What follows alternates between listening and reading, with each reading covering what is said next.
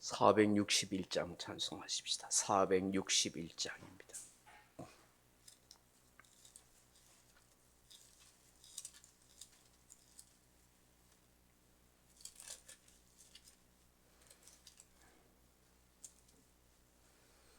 (461장입니다)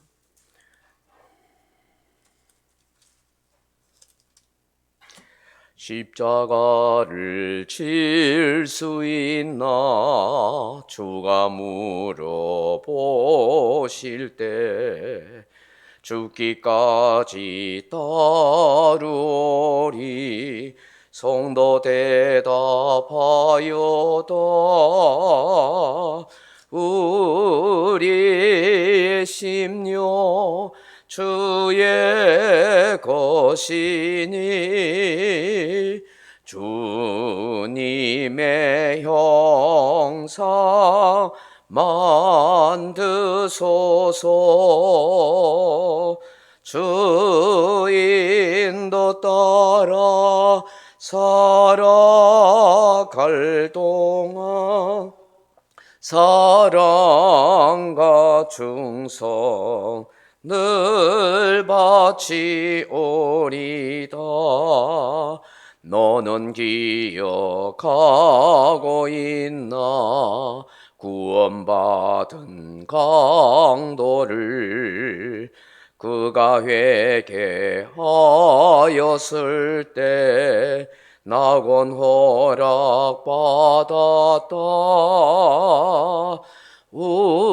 우리의 심령 주의 것이니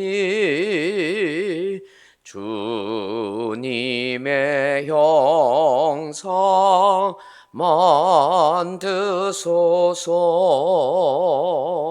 주인도 따라 살아갈 동안 사랑과 충성 늘 바치오리다. 걱정 근심 어두운 그늘 너를 둘러 덮을 때 주께 내 영 맡기겠나. 세우 승리 믿으며 우리의 심령 주의 것이니 주님의 형상 받으소서. 주인도 따라 살아갈 동안 사랑과 충성 늘 바치오리다. 이른 일 다 할 수 있나 주가 물어보실 때 용감한 자 바울처럼 선뜻 대답하리라. 우리의 심령 주의 것이니 주님의 형상 만드소서. 주인도 따라 살아갈 동안 사랑과 충성 늘 바치오리다.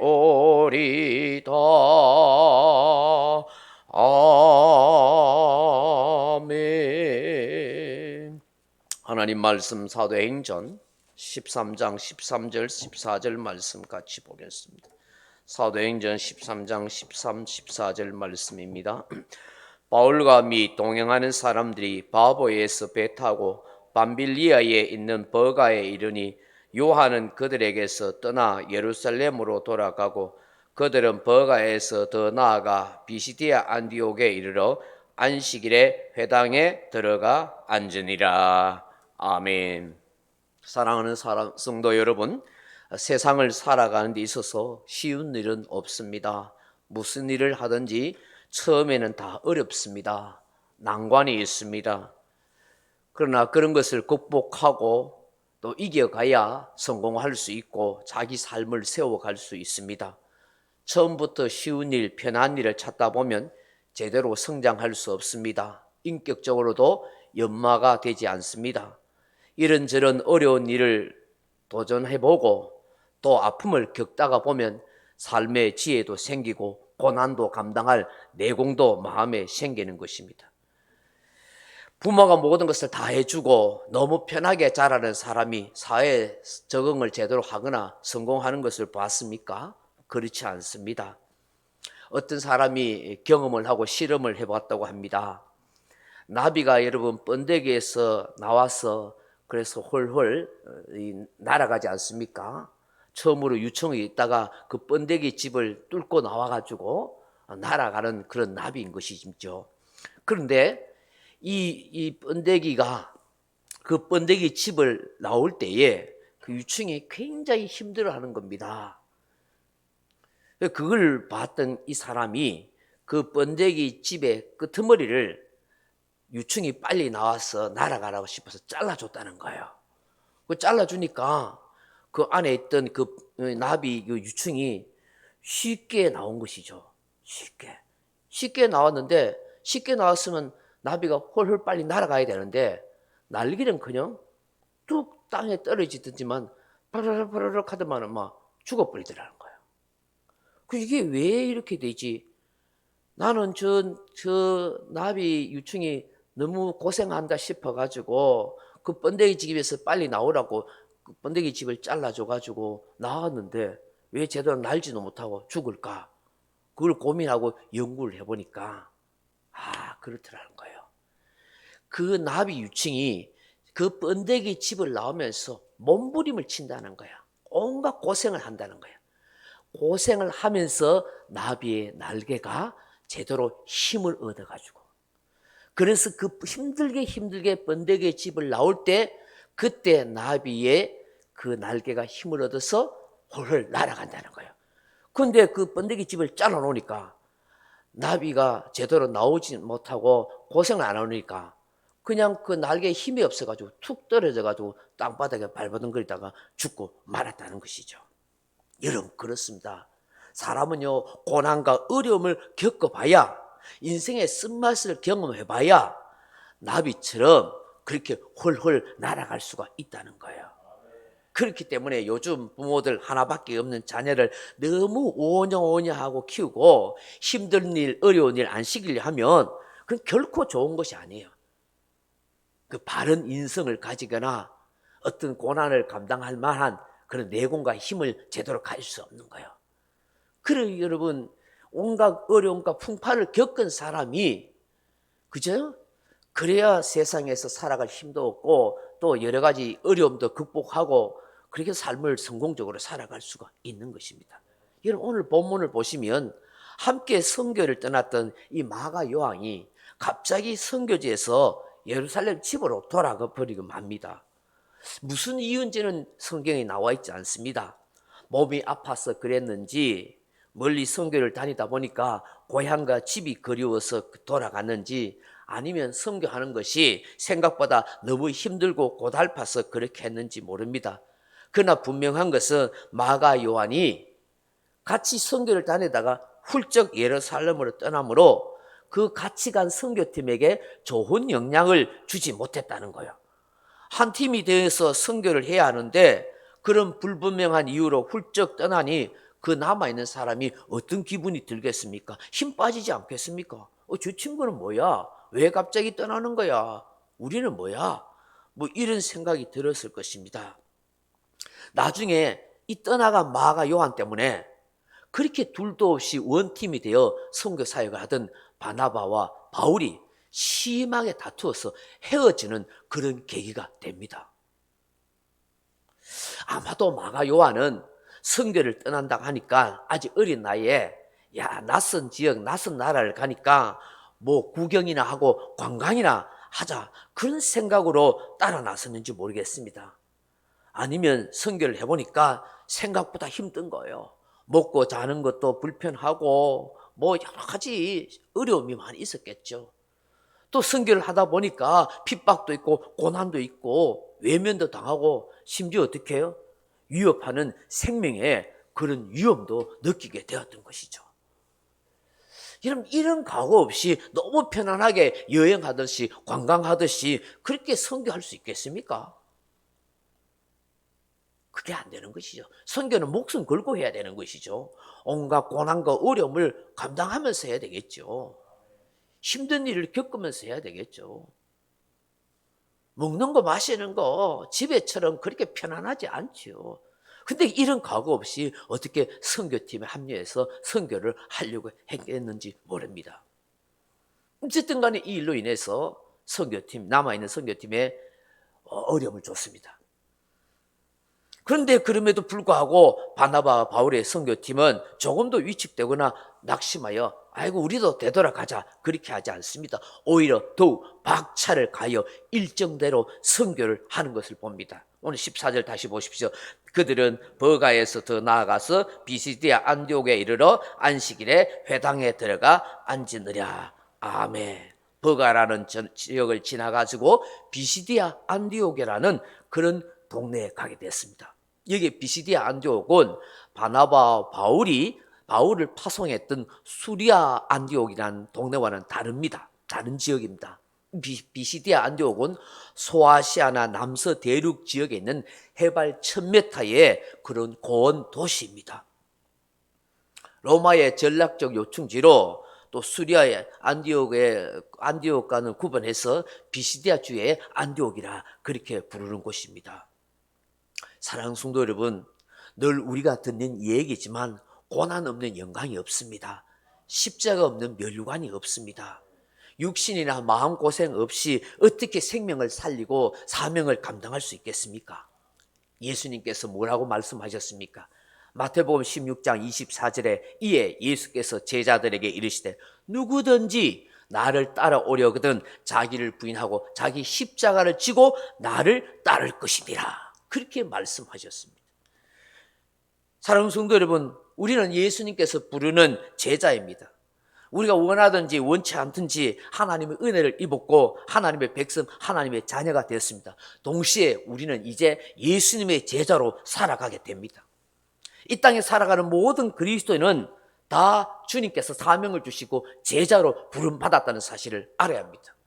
아이고 주님, 목사님 나같이 나이 많은 게 무슨 예수님 제자 됩니까? 저 젊고 팔팔한 청춘들이라 예수님 제자죠. 아닙니다. 예수 믿는 순간에 나이가 많고 어리고 뭐 잘생기고 못생기고 뭐 부자고 가난한 거 없이 전부 다 예수의 제자입니다. 예수를 위해서 예수님과 함께 살아가야 할 인생이라는 것입니다.